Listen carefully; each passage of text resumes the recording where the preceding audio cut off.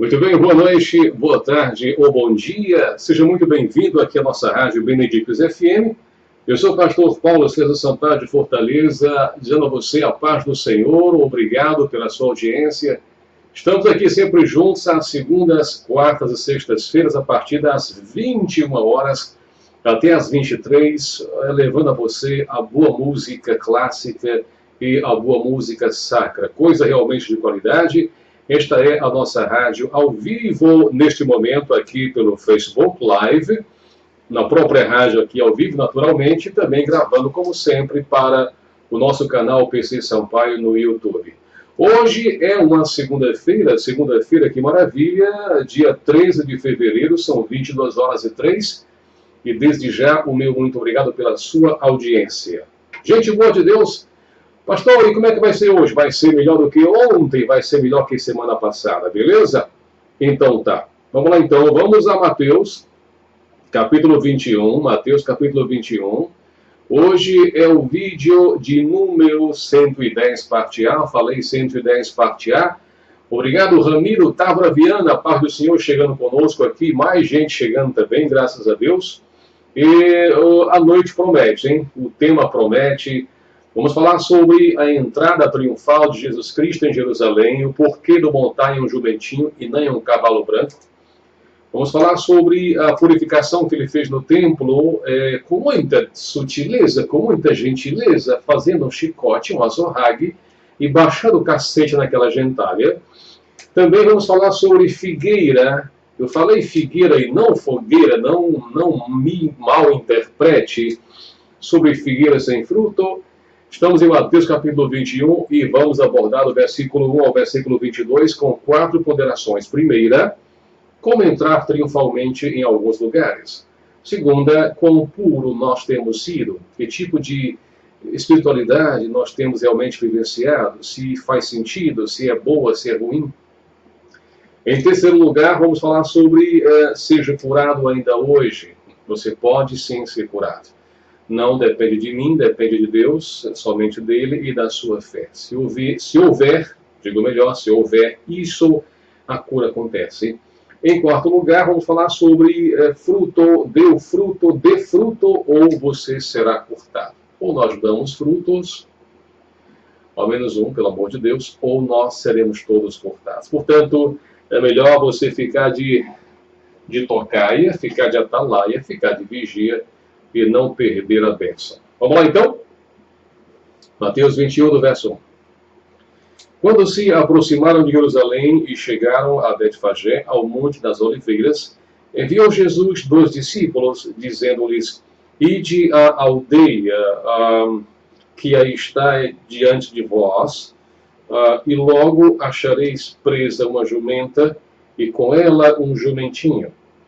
Desprendei-a e trazei-los. E se alguém, muito bem, se alguém vos disser alguma coisa, respondei-lhe que o Senhor precisa deles e logo os enviará. Verso 4 de Mateus, capítulo 21, para quem está chegando agora. Dizei à filha de Sião, eis aí te vem o teu rei, humilde, gravem bem este nome, este adjetivo, humilde, montado em jumento, num jumentinho, cria de animal de carga. Indo os discípulos, e tendo feito como Jesus lhes ordenara, trouxeram a jumenta e o jumentinho. Então puseram em cima deles as suas vestes, e sobre elas Jesus montou. E a maior parte da multidão estendeu as suas vestes pelo caminho, e outros cortavam ramos de árvores, espalhando-os pela estrada. E as multidões, tanto as que o precediam como as que o seguiam, clamavam, Hosana ao filho de Davi, bendito o que vem em nome do Senhor, Hosana nas maiores alturas. E entrando ele em Jerusalém, toda a cidade se alvoroçou e perguntavam, quem é este? Quem é este? Versículo 11, e as multidões clamavam, este é o profeta Jesus de Nazaré da Galileia. Bendito seja Deus. Versículo 12, já entramos na purificação do templo. Tendo Jesus entrado no templo, expulsou, gravem bem isso, expulsou todos os que ali vendiam e compravam. Também derrubou as mesas dos cambistas e as cadeiras dos que vendiam pombas. E disse-lhes, está escrito, a minha casa será chamada casa de oração. Vós, porém, a transformais em covil de salteadores. Isso dá maior gravidade, né? E já passamos as curas que ele efetuou no templo, verso 14. Vieram a ele no templo cegos e coxos, e ele os curou. Simples assim, vieram a ele no templo cegos e coxos, e ele os curou. Mas vendo os principais sacerdotes e os escribas as maravilhas que Jesus fazia, e os meninos clamando, Hosana ao filho de Davi, indignaram-se e perguntaram-lhe, ouves o que estes estão dizendo? Respondeu Jesus, sim, nunca lestes? Da boca dos pequeninos e crianças de peito tiraste perfeito louvor, E deixando-o, saiu da cidade para Betânia, onde pernoitou. E aí já entramos na parte da figueira sem fruto. Versículo 18, cedo de manhã, ao voltar para a cidade, teve fome e, vendo uma figueira à beira do caminho, aproximou-se dela e, não tendo achado senão folhas, disse-lhe, nunca mais nasça fruto de ti. E a figueira secou imediatamente.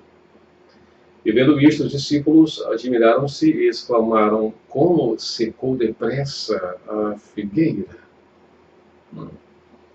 Jesus, porém, lhes respondeu, em verdade vos digo que se, esse é o problema, se tiverdes fé e não duvidardes, não somente fareis o que foi feito à figueira, mas até mesmo se a este monte disserdes, ergue-te e lança-te no mar, tal sucederá. Tal sucederá. E tudo quanto pedirdes em oração, crendo, recebereis. Bendito seja o Eterno por isso. Voltemos então ao versículo 1, que é o início de nossa leitura, agradecendo aos que já estão chegando agora, nosso amado irmão Claudemir Souza, paz e graça, Claudemir, e tantos quantos estão conosco aqui pela rádio Benedictus FM neste momento. Obrigado de coração. Vamos lá então. Quando se aproximaram de Jerusalém e chegaram a Betfagé, ao Monte das Oliveiras, enviou Jesus aos 12 discípulos e dizendo-lhes o seguinte, ide à aldeia que está diante de vós, logo achareis preso uma jumenta e com ele um jumentinho. O nosso bom Senhor vai neste momento fazer a sua entrada triunfal. Falei entrada triunfal em Jerusalém, a cidade do grande rei, a cidade de Davi, a cidade do coração do povo judeu.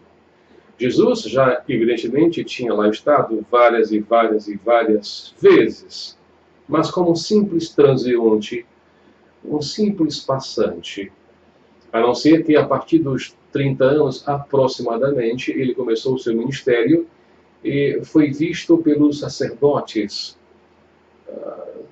escribas, fariseus, saduceus, herodianos, essênios e tantos quantos tinham o hábito e, sobretudo, a religião judaica em seu coração, em seus corações.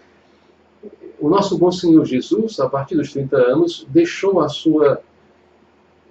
seu anonimato e passou a ser uma das figuras mais problemáticas para a religião institucionalizada de Israel. Você me compreende, sim ou não? Porque ele passou a fazer coisas, a dizer coisas, mas, sobretudo, a fazer coisas que nenhum outro havia feito até então. E essas notícias de que ele curava cegos e fazia paralíticos andarem e ressuscitava mortos, isso não soava bem nos ouvidos dos religiosos de plantão. E este foi o problema, você me compreende? Então ele vai entrar agora com seus discípulos em Jerusalém. E antes de chegar na cidade havia uma aldeia, ou aldeota, uma pequena aldeia chamada Betfagé, que significa casa de figos verdes, coisa de 6 quilômetros de Jerusalém. E lá, o nosso bom Senhor achou por bem, e há um bem maior nisso aí, achou por bem de montar em um jumentinho, cria de uma jumenta. Que coisa, não? Que coisa extraordinária. E por que ele fez isso? Por que ele decidiu montar em um jumentinho? Qual é o problema dele? Estava cansado? Eu queria entender isso aí. Muita gente às vezes lê, mas percebe apenas o que está na superficialidade. Vamos explicar direitinho. Ora, era natural, a partir de todo o Médio Oriente, que os reis, quando voltavam de suas batalhas ou de algum tipo de inspeção em suas tropas, ele entrava triunfalmente pelos portões principais das suas cidades, que, lembremos-nos, pois, eram todas rodeadas de muros, as grandes cidades. E os reis adentravam os portais, os umbrais, seguidos por suas tropas, seus séquitos de funcionários, não é? E puxa-sacos da época. Então era absolutamente comum que ele entrasse em cavalos lindos, maravilhosos, e geralmente brancos, porque o cavalo realçava a realeza, a sua imponência tinha a ver com poder militar. Você me compreende, sim ou não? Você jamais verá um filme de cavalaria, o nome já diz, onde não haja cavalo, e sim jumentos. Por favor, compreenda as coisas, não é? E, no entanto, o nosso bom Senhor achou de entrar montado em um jumentinho. Por quê? Porque ele sabia muito bem, e toda Jerusalém sabia, que no Antigo Testamento, em várias passagens, entrar na cidade, especialmente Jerusalém, em um jumentinho, significava, simbolizava, atestava que aquela pessoa era o Messias. Zacarias 9:9 é a principal passagem que lembra isso. Portanto, ao entrar na cidade de Jerusalém, na cidade do grande rei, do rei Davi, de Salomão, de todos os profetas, ele, Jesus, estava, sim, reivindicando para si mesmo o título de Messias. E, portanto, ele chega a Betfagé, ele manda antes os seus discípulos, interessantíssimo, não? 2, dizendo assim, olha, vocês vão lá, vou parafrasear, e vocês vão ver um jumentinho, tá certo? Uma jumenta e um jumentinho, vocês peguem os dois e tragam para mim. E se alguém, porventura, perguntar a vocês o porquê das coisas, vocês dizem que o mestre deseja que assim aconteça e que logo em seguida eu vou enviá-los de volta. Ora, eu já ouvi alguns comentários maliciosos dizendo que isto aqui é prova incontestável de furto. Apropriação indébita. Jesus se utilizou de 2 de seus capangas para furtar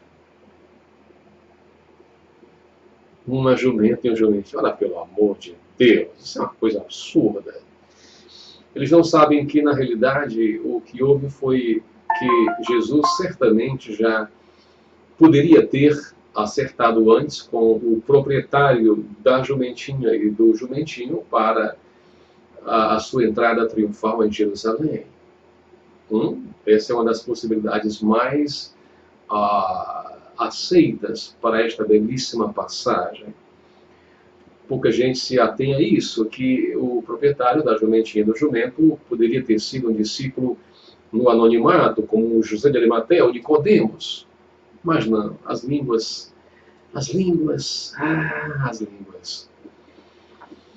são maliciosas, estão sempre aí para provocar um dano quase que irreversível nas nas epístolas nós vemos que a língua é fogo consumidor e quem domestica a língua é sábio. Para você ver a dificuldade que é. Mas enfim, assim aconteceu. Assim aconteceu, vieram-lhe a jumentinha e o jumentinho, Jesus montou. É tão importante esta passagem que os 4 evangelhos falam sobre ela, trazem a passagem ao nosso conhecimento. É claro que em um deles, 2 deles, falam de apenas um jumentinho, mas isso não quer dizer nada. São abordagens diferentes para o mesmo fato. A pergunta que alguns fazem, afinal de contas, pastor, ele montou na jumenta ou no jumentinho? A resposta é no jumentinho. No jumentinho. Podem pesquisar à vontade. E assim ele cumpre a profecia, que diz: dizei à filha de Sião, eis aí te vem o teu rei humilde, montado em um jumento, num jumentinho, cria de animal de carga. Era um animal popularíssimo. Os pobres, os humildes, andavam de jumento. Quando andavam, porque a maioria andava mesmo era a pé. Portanto, assim ele cumpre cabalmente a profecia. Bendito seja Deus, Zacarias 9:9. Tá certo? Ouçam isso. Os jumentos ou as mulas eram muitas vezes associados com os líderes, com lideranças. Josué capítulo 10, 1 Reis capítulo 1, verso 33. Todavia, ao cavalgar em um jumentinho, Jesus demonstrou a sua humildade e a sua mansidão. Ele poderia perfeitamente bem ter entrado em um cavalo branco, não? Qual é o problema? Poderia sim. Àquela altura, no mínimo, ele tinha condições de alugar um cavalo ou comprar um cavalo e entrar todo majestoso em Jerusalém. Mas se assim ele fizesse, ele não cumpriria a profecia, ou, dizendo melhor, as profecias messiânicas. O que tem isso a ver com a nossa atualidade? Para quem está chegando agora, o cavalo representa a altivez, a imponência, a guerra e, em grande medida, uma certa prepotência, arrogância, soberba, posição de hierarquia. Você me compreende, sim ou não? Mas não foi para isso que Jesus veio. E foi por isso que ele se utilizou do transporte mais simples, mais humilde, mais popular e mais veterotestamentário, jumentinho. Detalhe, nunca havia sido montada, desculpem. De modo que ele fez uma excelente escolha. Se me permitem a abstração, eu passei parte de minha infância e adolescência no interior do Ceará, em um pequeno povoado, e andei muitíssimo de jumento. E andei muitíssimo de cavalo também. E devo dizer a vocês um segredo. Vou revelar a vocês o 15º segredo do meu ministério, que é o seguinte. As pessoas temem muito queda de cavalo, não é verdade? Mas eu que já andei, não apenas andei, eu corri em cavalos quando era adolescente, posso afirmar a vocês, nada se compara à queda de um jumento. A queda de um jumento, meus irmãos, é um desastre, mas é um desastre grande, absoluto. Portanto, se você algum dia for ao interior, ou você que é do interior, ou você quiser fazer um passeio no campo, eis a voz da experiência. Pegue um cavalo, não pegue jumento. Porque se você não sabe andar nele, ele vai te derrubar e vai te quebrar algumas costelas. Mas isso é outra história. Então, graças ao bom Deus, versículo 6, indo os discípulos e tendo feito com Jesus de ordenara, trouxeram-lhe o jumentinho e então ele montou, já falei sobre isso, e as multidões estenderam, na verdade, os ramos de árvores. Estávamos aqui já na Páscoa dos judeus, é bom lembrar disso, e saudavam a Jesus como realmente sendo o Messias. É bom lembrar que isso aqui não foi algo de especial, exclusivo, somente para Jesus, no quesito colocação de ramos de cortes de árvores na estrada para que o rei entrasse. Isso era comum. Estão me ouvindo, sim ou não? Isso era absolutamente comum, colocar esses ramos quando um rei voltava vitorioso de suas batalhas. O que é incomum, absolutamente incomum, e aqui não apenas incomum, é cumprimento, com o cumprimento das profecias messiânicas, é que eles deitavam os ramos, daí vem o domingo de ramos chamado, e cantavam isso aqui que jamais cantaram para outro. Hosana ao filho de Davi. Bendito o que vem em nome do Senhor. Hosana nas maiores alturas. Você me compreende? Versículo 10. E entrando ele em Jerusalém, toda a cidade se alvoroçou. O quê? Eu vou repetir. E entrando ele em Jerusalém, toda a cidade se alvoroçou. E perguntavam, quem é este?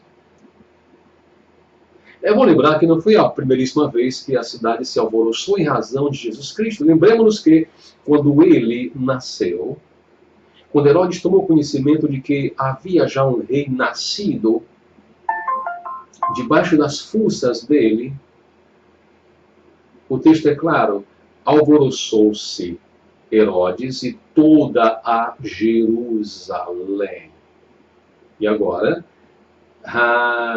depois de 30 anos, Jerusalém se alvoroça mais uma vez, com a entrada de um rei montado em um jumentinho. Sem gladiadores, sem centuriões, sem tribunos, sem tropas, sem soldados, sem nada. E, no entanto, pessoas na frente cantando, gritando, louvando Hosana ao filho de Davi, bendito o que vem em nome do Senhor. Hosana nas maiores alturas. Aleluia. E vem a pergunta, quem é este? Mas como? Não conhece? Bom, aqui há controvérsias. Alguns dizem que a pergunta quem é este era muito mais irônica do que outra coisa. Outros dizem, não, pastor, de fato, grande parte ou metade da cidade, ou um pouco mais, não conhecia a Jesus, uma vez que ele atuava mais lá para o norte, Galileia, quando muito passava ali, descia até o sul. São questões que não vêm ao caso aqui. O fato é que a cidade se alvoroçou. E o fato é que Jesus entrou de fato, triunfalmente, montado em um jumentinho. O que nos leva à seguinte coisa.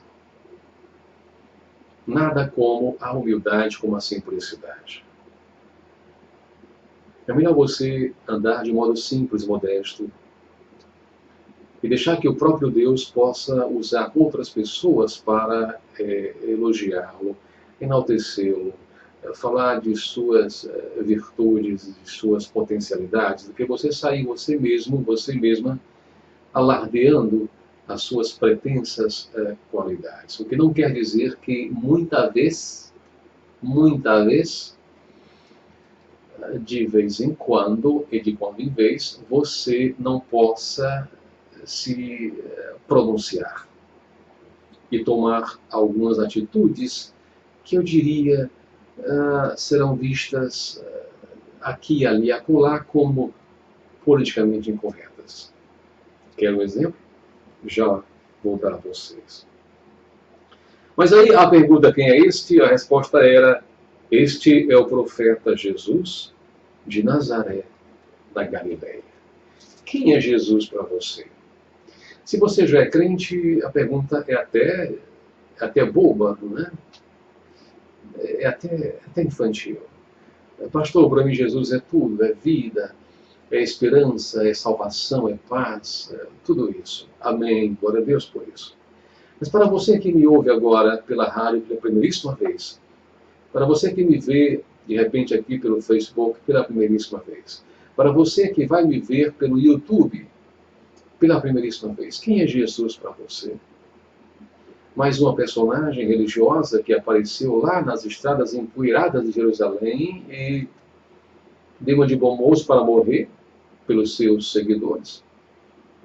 Ou para você, Jesus foi uma invenção, uma criação, uma alucinação, com alguns, detalhe, alguns que se dizem cientistas, até hoje determinam. Quem é Jesus para você, minhas irmãs, meus irmãos? Conosco hoje Sara Mota pergunta qual o canal do YouTube. PC Sampaio, tudo junto, PC Sampaio. Quem é Jesus para você? É apenas aquele que sua mãe segue, seu pai segue, e muitas vezes eles fazem isso de forma automática ou autômata.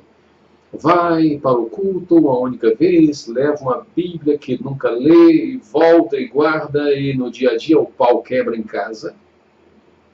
Quem é Jesus para você? Qual a diferença que ele faz na sua vida?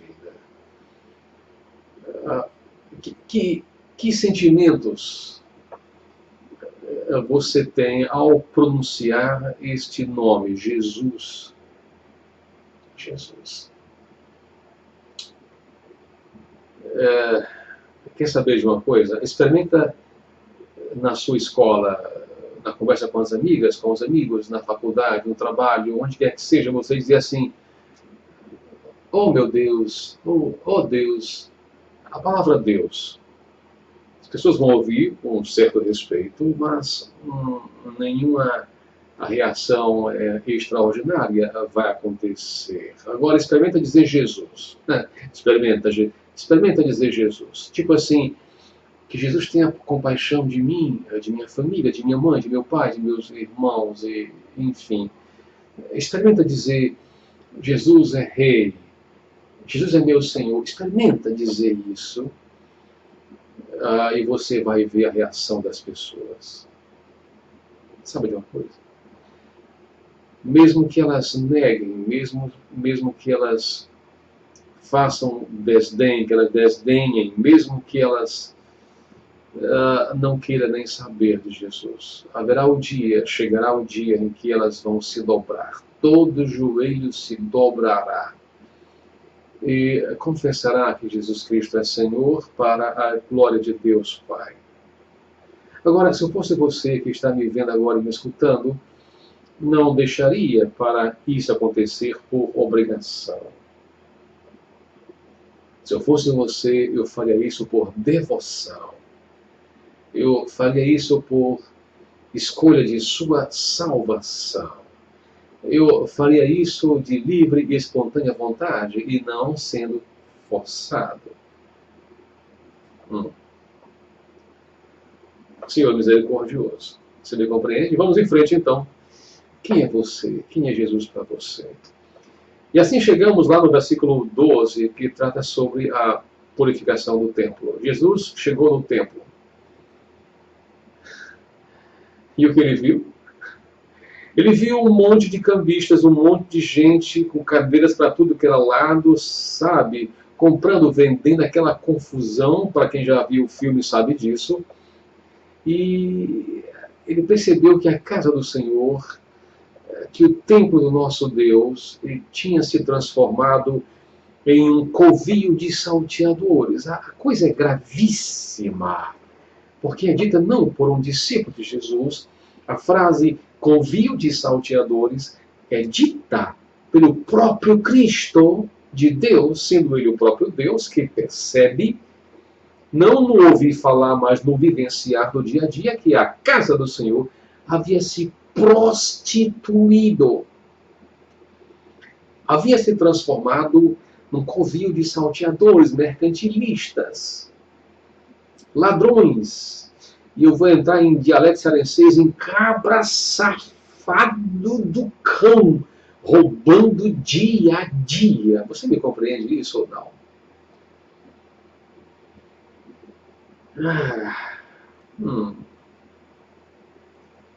Qualquer semelhança com a atualidade não é mera coincidência.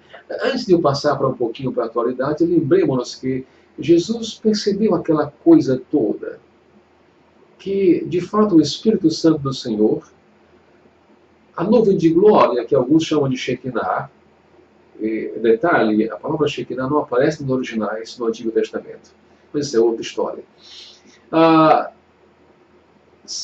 O nosso bom Senhor percebe que de há muito o Espírito não está mais ali, porque transformaram a casa dele em mesas de campo. Perdeu-se a espiritualidade, a razão de ser. E sabe o que ele faz? Ora, pelo amor de Deus, ele não chega para ninguém e diz: cavaleiro, por gentileza, dar-se-ia o fato de você se afastar da casa do Senhor, montar barraca em outro canto. Senhora, por gentileza, seria porventura? Não, ele não foi chegando assim pedindo por gentileza, ele baixou o cacete. Mas alguém dirá assim: pastor, não é uma atitude grotesca, animalesca, desalmada, para aquele que diz que se alguém vier a te bater numa face, vira-lhe a outra face? Saia dessa agora. A questão é a seguinte: regra geral, realmente, quem te bater a face, dá-lhe a outra. Quem te demandar uma milha, vai com ele 2, ou 3, ou 4. Quem te tirar alguma coisa, dá a túnica para ele. E, sabe? Mas há momentos em que seria muito estranho Jesus não se mostrar indignado com a corrupção na casa de Deus. Eu falei corrupção na casa de Deus. Ele afirmou ter autoridade e propiciou a restauração em lugar da exploração. Estão ligando os fios, sim ou não? Embora Jesus nos mande voltar a outra face, o seu exemplo mostrou que também existem ocasiões em que a reação correta é a indignação. Você está me ouvindo? Hello? A reação correta é a indignação. Agora, detalhe, observe que ele não chegou a ter acesso de fúria, ele não bateu em ninguém, ele virou as mesas. Não há em lugar nenhum registro de que ele tenha pego o azorrague, o chicote, tenha baixado o cacete nas pessoas. Ele o fez nas mesas, virando-as. Bendito seja Deus. Portanto, nas epístolas mais na frente, paulinas principalmente, ele vai dizer: irai-vos e não pequeis. Eu vou repetir para você: irai-vos e não pequeis. Não é proibido você se indignar. Aliás, se você não se indigna, eu vou até mudar a posição, porque eu acho que isso tem uma importância.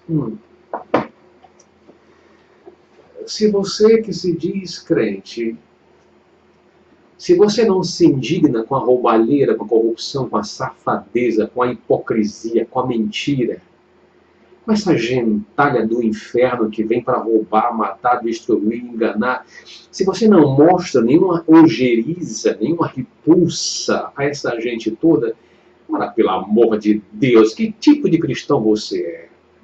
Que tipo de cristão você é? Estão ligando os fios, sim ou não? Irai-vos e não pequeis. Não se ponha o sol sobre a vossa ira.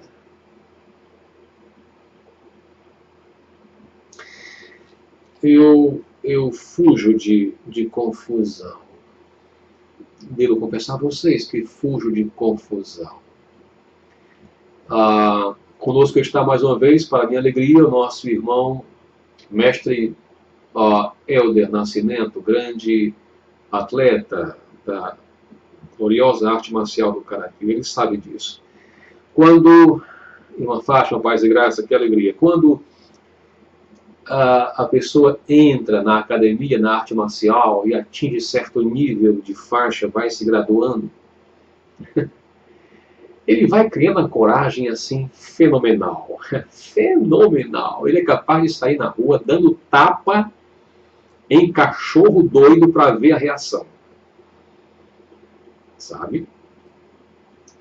Mas depois ele vai percebendo que aquilo é de uma bobagem, é de uma ignorância, é de uma estupidez que faz gosto. Então, o verdadeiro mestre é aquele que sabe, mas não demonstra que sabe, a não ser que haja absoluta necessidade. Ficar às vezes calado vai livrar você de muitas confusões. Todavia, às vezes ficar você calado pode também te levar à cumplicidade. Eu falei cumplicidade da corrupção vigente naquele momento. De modo que o equilíbrio entre essas duas coisas é sempre complicado, não é? Mas é possível. Você me compreende? É possível. Estamos a 36 minutinhos. Perdão, eu vou encerrar por aqui. Vou encerrar por aqui, no versículo de número 12. Não, versículo de número 13, não é?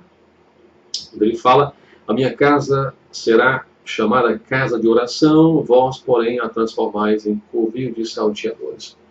O que nós vemos hoje em dia, nem precisaria comentar, meu Deus, é uma repetição praticamente literal do que nós vimos aqui no templo.